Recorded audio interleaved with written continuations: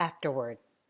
Now all of us at Jamestown beginning to feel that sharp prick of hunger, which no man truly describe, but he which hath tasted the bitterness thereof.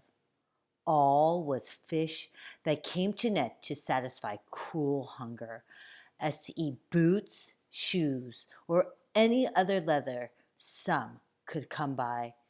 And now famine beginning to look ghastly and pale in every face, that nothing was spared to maintain life, and to do those things which seem incredible, as to dig up dead corpses out of graves and to eat them. George Percy, a true relation of the proceedings and occurrence. During the winter of 1609 through 1610, the settlers at Point Comfort did not go hungry. They had enough extra fish and crabs that even their hogs were well fed. As winter set in, ice formed on the river, and travel between Jamestown and Point Comfort became impossible. It was not until spring that those at Point Comfort found out about the horror that befell Jamestown that winter. Chief Powhatan ordered his tribes to stop trading with the settlers at Jamestown. The natives also went to Hog Island, which the settlers had stocked with hundreds of hogs, and slaughtered them all. Then they went back to killing any settler they found outside the fort. Settlers were afraid to hunt and fish, so they remained inside the palisades. When the stores ran out and they'd eaten the last of their sheep and goats, they ate even the laying hens. As things got worse, they ate their horses, dogs, and cats, and then any rat, mouse, or snake they could catch. When there was nothing left to kill, they even ate their starch collars, their leather shoes, anything that could be chewed and swallowed. Men, women, and children starved and died. Hunger caused desperation. Some of the colonists began to dig up the dead bodies and eat them. One group of men escaped that terrible winter by using violence to secure a large quantity of food from one of the native tribes, and then stealing one of the ships and sailing back to England. The remaining settlers were ravaged by disease, starvation, and warfare with the Indians. Out of the roughly 500 settlers Captain Smith said were in Jamestown when he left, by spring only 60 settlers remained, all of them close to death. The winter of 1609 through 1610 became known as the Starving Time.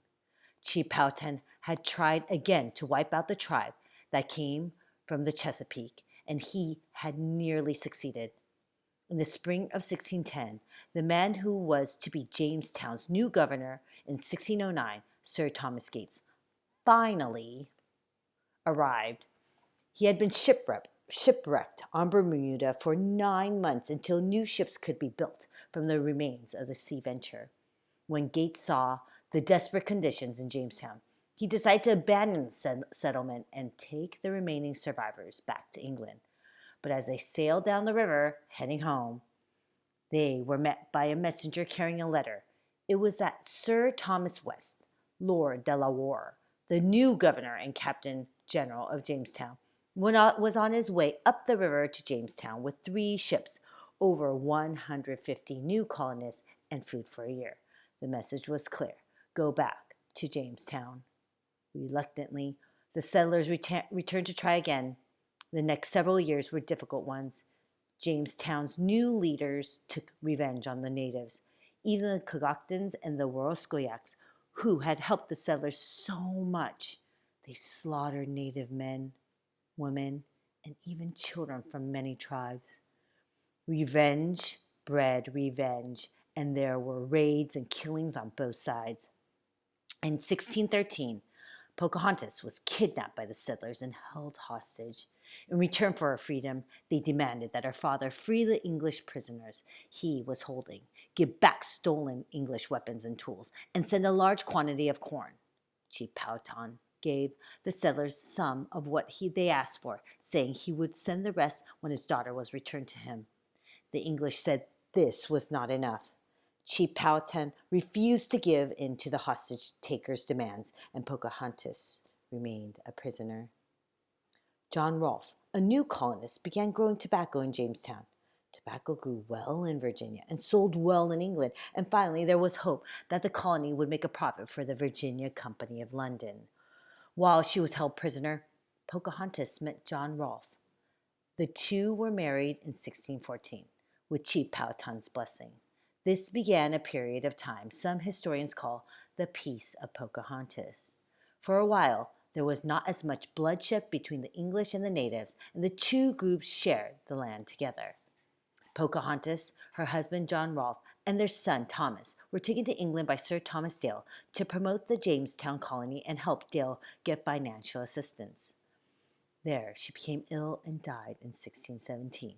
She was buried at St. George's Parish Church in Gravesend, England.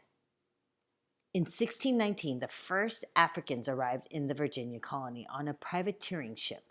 It was not clear whether they were slaves or indentured servants, which means they would have to work for a number of years and then they would be free. But soon, especially with so much labor needed for the tobacco fields, Africans were brought to Virginia and sold as slaves for life. When Reverend Hunt's prediction, was Reverend Hunt's prediction right? Did Samuel become something much greater than a servant? Yes. In 1619, the Virginia Company of London created the House of Burgesses in Virginia. By that time, there were 11 settlements, and each settlement had its own leadership. Samuel Collier, by then a grown man, was recognized for his knowledge, skill, and ability to communicate with the natives in his own language. Captain Smith wrote that Samuel was appointed leader of a town. Captain John Smith was never able to return to Jamestown, but his writings are one of our most valuable records of what went on in the colony. Did the Powhatan prophecy ever reach its conclusion? In 1622, though Chief Powhatan had died, his empire was still strong, led by his brother, Opechancanough. There were still many more natives than Europeans living in Virginia, but more settlers arrived on ships from England every couple of months, and they were taking over more and more of the land the Indians used for hunting and planting. Chief Opechancanough decided to wipe out the English once and for all. He carefully planned his attack.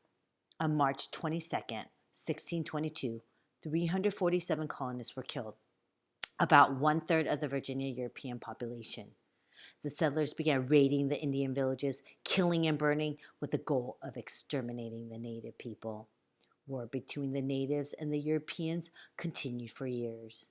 Chief Opechancanough did mount one more large attack on the settlers in 1644, but by then the European population had grown and the Indian population had been decimated. Chief Opechancanough was captured and killed, and the Powhatan Empire crumbled. Just as a prophecy had predicted, the Powhatan Empire was destroyed by a new tribe that arrived from the Chesapeake Bay.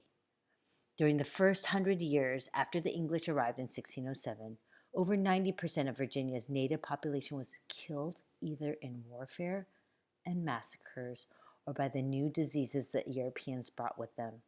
As Europeans took over more and more of their land, the natives were forced into reservations, and then over time, most of the reservation land was taken from them. There is, however, land in the Virginia countryside that, for thousands of years, has been home to the native peoples who still live there.